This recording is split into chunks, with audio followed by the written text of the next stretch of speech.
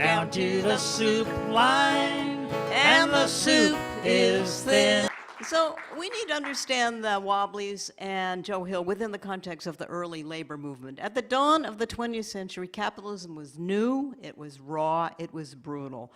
We are talking about child labor, long hours, sweatshops, terrible working conditions, polluted air, unsafe machines, and buildings where workers were injured and even killed. So in 1911, a fire broke out in the Triangle Shirtwaist factory in New York City on the 8th, 9th, and 10th floors, which was too high for the fire ladders to reach. Now, the law said the doors were supposed to open out, but at the Triangle Company, they opened in, and they were locked, so the company could keep track of its employees. The trapped young women were burned to death at their work tables, or they were jammed against the exit door, or they leapt to their death down elevator shafts or out windows. 146 people died in this tragedy, most of them young immigrant women. This was the worst disaster in New York City until we came to 9/11. And that's an incredible photograph. Those are people on the streets of New York City walking and looking at caskets, trying to identify their loved ones. The streets of New York were full of caskets. So IWW members were often attacked, verbally and physically.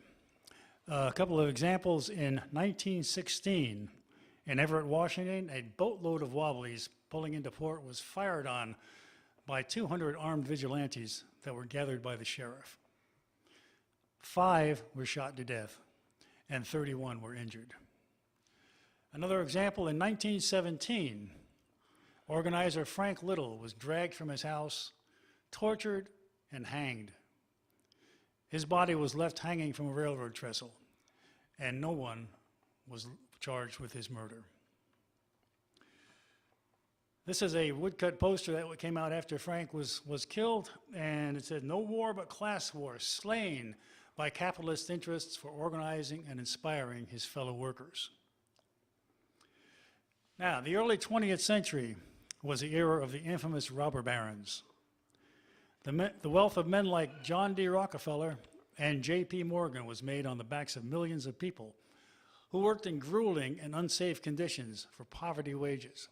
In fact, a study in 1915, a federal study in 1915, found that 1/3 to 1/2 of the people that lived in this country were living at near starvation level. So now we're going to do a song for you that we're going to ask you to sing along on again. This is kind of a fun song because it's what we call an aspirational song. And this is a Joe Hill song. So in this song, 16 million workers go out on a general strike, and they win the 4-hour day with no wage cuts. Sounds pretty good, doesn't it? Work 4 hours a day and make full wages. Works for me. So the reason why they wanted that was because that way there would be no unemployment. They could put everyone to work. That was the idea behind it. And then it gets even better. In the last verse of the song, the workers take over the factories. So basically they set up workers' co-op in the factory, which is something that we're talking about today. Let's go over the chorus. This is a song called "It's a Long Way to the Soup Line." And please sing along. Here we go. Bill Brown was just a working man like others of his kind. He lost his job and tramped the streets when work was hard to find. The landlord put him on the stem, the bankers kept his dough. And Bill heard everybody sing no matter where he'd go. It's a long way down to the soup line. It's a long way to go.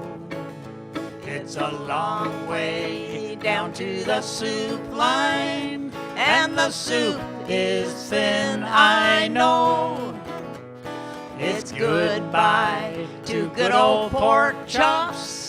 Farewell to beefsteak rare. Oh, it's a long, long way down to to the soup line. But my soup is there. So Bill and 16 million more responded to the call to force the hours of labor down and thus make jobs for all. They picketed the industries and won the 4-hour day and organized a general strike so folks won't have to say it's a long way down to the soup line. Come on, it's a long way to go. It's a long way down to the soup line, and the soup is thin, I know. It's goodbye to good old pork chops, farewell to beefsteak rare. Oh, it's a long, long way down to the soup line, but my soup is there. Yeah.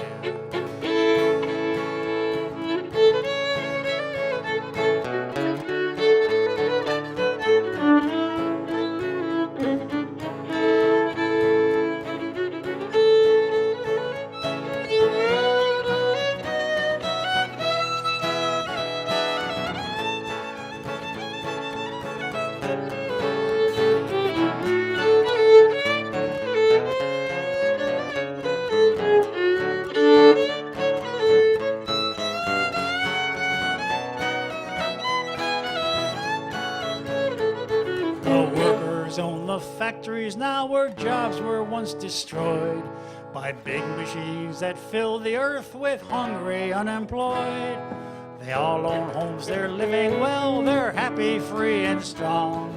But billionaires wear overalls and sing this little song. It's a long way down to the soup line. All right now, it's a long way to go. It's a long way down to the soup line, and the soup is thin, I know. It's goodbye to good old pork chops, farewell to beefsteak rare. Oh, it's a long, long way down to the soup line, but my soup is there.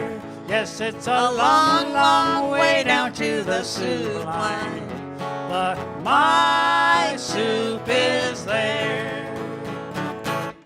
All right. Okay, so the beginning of the 20th century saw a dramatic increase in the number of immigrants coming into this country. In the first decade, 9 million people entered the United States, all of them looking for a better life in the so-called promised land.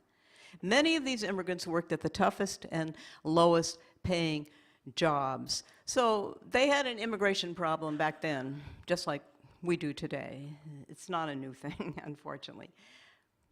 So unions were growing during this period, but 80% of the people who were in unions belonged to the American Federation of Labor. Now, the American Federation of Labor wanted to improve working conditions for some people, but unfortunately it left most workers out. At this point, the AFL was an exclusive union. It was almost all male, almost all white, and almost all skilled workers. And women in the workforce kept growing, but only 1% of women were in unions. And black workers, who in 1910 made 1/3 the wages of white workers, were left out of most unions. Meanwhile, the industrial workers of the world welcomed all workers. The terrible conditions of labor and the exclusivity in union organizing led to the formation of the IWW in Chicago in June of 1905. Its mission was the emancipation of the working class from the slave bondage of capitalism. How's that for a mission? That'll do, huh?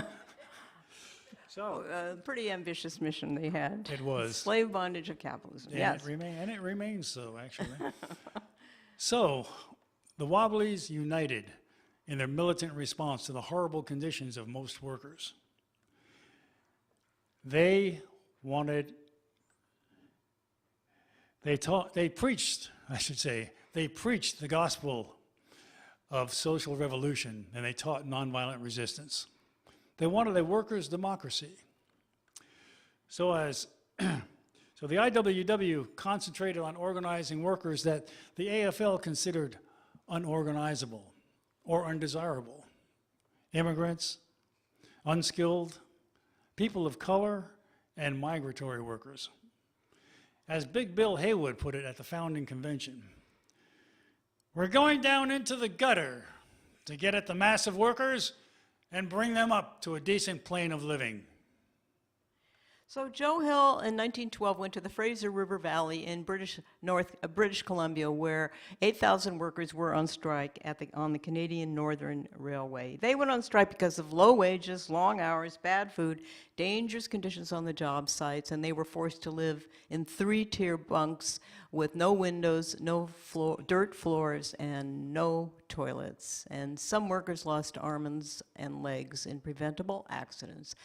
So he wrote this song, and this is a very beautiful song called Where the Fraser River Flows.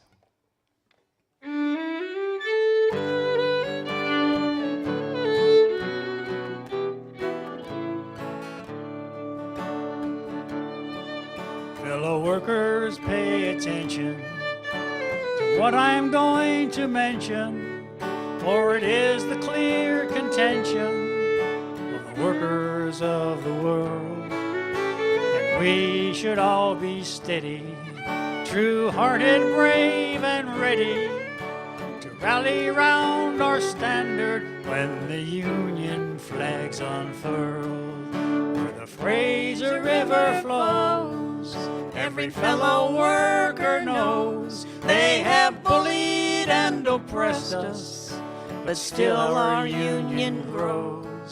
And we're going to find a way, boys. Shorter hours and better pay, boys.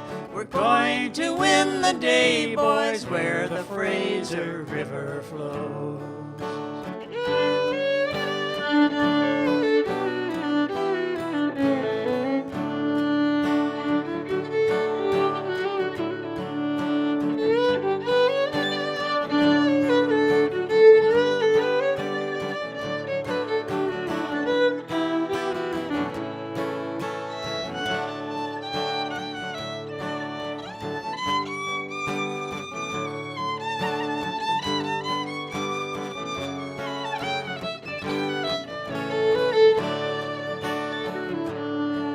Now the law the boss is stretching, scabs and goons he's fetching, and they are a sad collection, as Jesus only knows.